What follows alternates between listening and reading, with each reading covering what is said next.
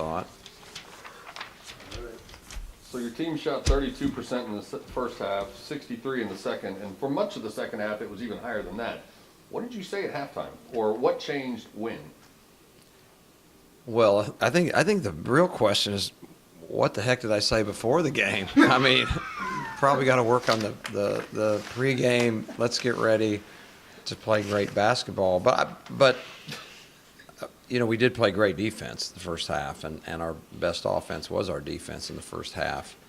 And I always do feel good about that. And after the first 5 minutes where they had 5 offensive rebounds, trying to set the all-time Moody record, then from that point on, our defensive rebounding was fantastic too. So defensive rebounding, forcing turnovers, couldn't have been better. So that was pretty much all game long. But, I don't really have the answer on the offense, and I wish I could tell you that the magic halftime words did it, but really all we talked about was, was that any fun? I want our guys to have fun. I want them.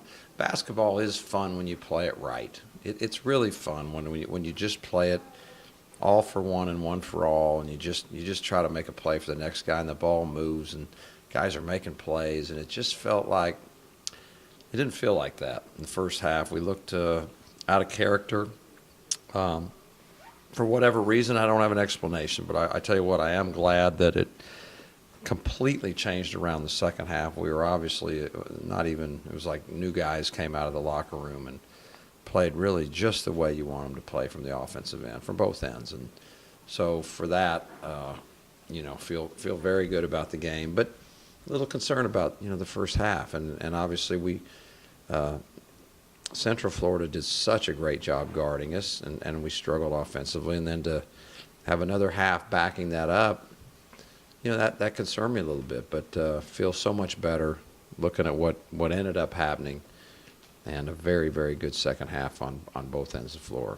So it's become a teachable moment for your guys where it's like, look how poorly you can shoot and still be leading at halftime when you play the defense that you ask. Yeah, and it's, we've had it a few times before. The Arizona win, we couldn't get anything to go, we were just really struggling offensively and fought and won that game.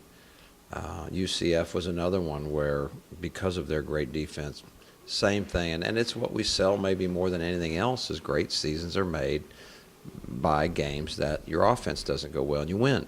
Everybody wins when they shoot great, or when they win most of the time. So it is something that it's just really part of our fabric here. It's something that we sell from very day one. Day one, summer, we start talking about this. This can be there every night. It has to be there every night. But maybe no better example than tonight, the tale of 2 different complete halves, and yet playing good defense. I walked out of halftime. I think we were up 12, if I'm not mistaken. I think that's right. Yeah, we were up 12 and it felt like we were up 4, 12-point lead at halftime in a league game. You should feel great about that. But, just the frustration of the offensive end a little bit worried me. But the guys did a great job. And, again, all we talked about was we're just going to share it better, and they did. And I'm proud of this team because as of going into tonight, we were, I think, number 1 in the country on the percentage of baskets that are assisted, meaning to me we're the most unselfish team. That's what I told them. We need to act like it. And maybe for a little bit we got a little bit kind of hunting our own. And when you do that, you can look bad. And when you try to find your buddy, then you look pretty good. So we did a great job second half. After the Central Florida game, McCoy said that his knee was pretty much pain-free and he wasn't seeing it swell anymore. Have you seen a difference in his playing these last couple of games? Oh, 100%. Yeah, and he's still not close to where he's not even remotely in the kind of, think what it takes to get everyone normally in game condition. It's months and months and months of work and practice. And now he's up to 8 days or something, after being off 3 months. So, yeah, but I hope it stays healthy. He certainly doesn't have enough reps to play at his best, but you can definitely see there's some things are coming, and you can see where as it continues to come, that he can really be another big asset for this team, and a guy that can really play a key role if we're fortunate enough to keep him healthy and he can practice enough to get in peak game shape and also just peak feel. It's not just about getting in shape, it's about getting enough reps that your confidence and your instincts are where they need to be. What has been the biggest difference for him these last 2 games, in your opinion? Movement. He can move. He can move, and he is pain-free, and he has had some reps. But if you're hurting, it's just hard to.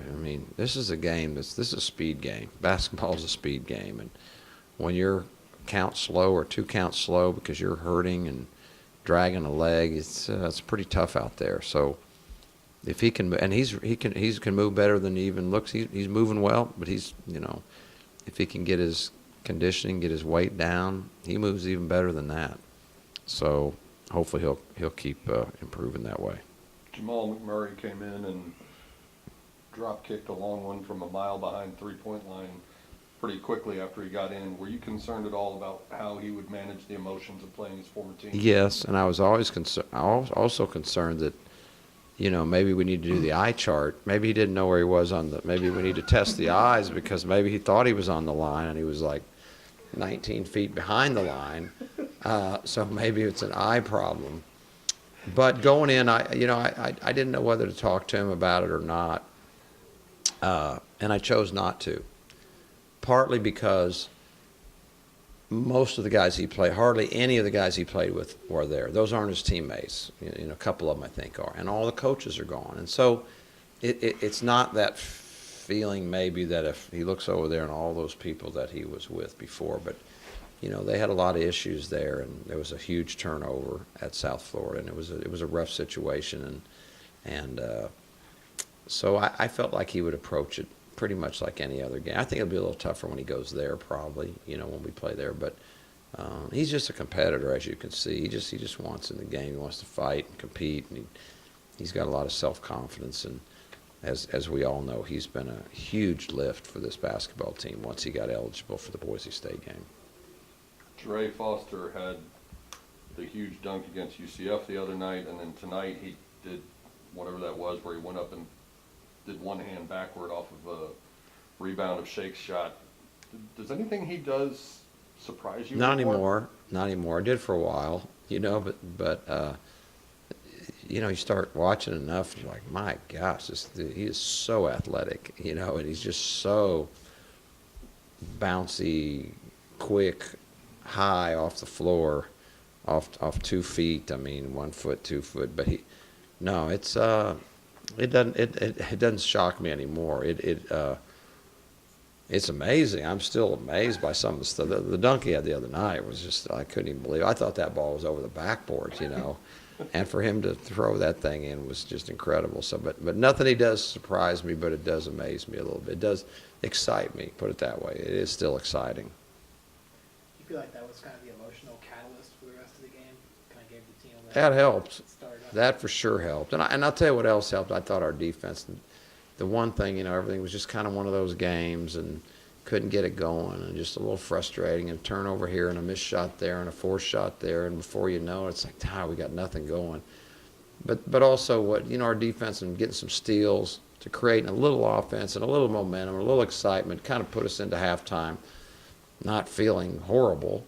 So I thought that too. But anytime, I've said this a lot, I always feel like dunks are worth more than 2. I just think that you get the 2 plus the residual effect of just, and it always amazes me, like that just charges guys up. Like, if we get to throw one down, and we play better after that for the next 2 minutes.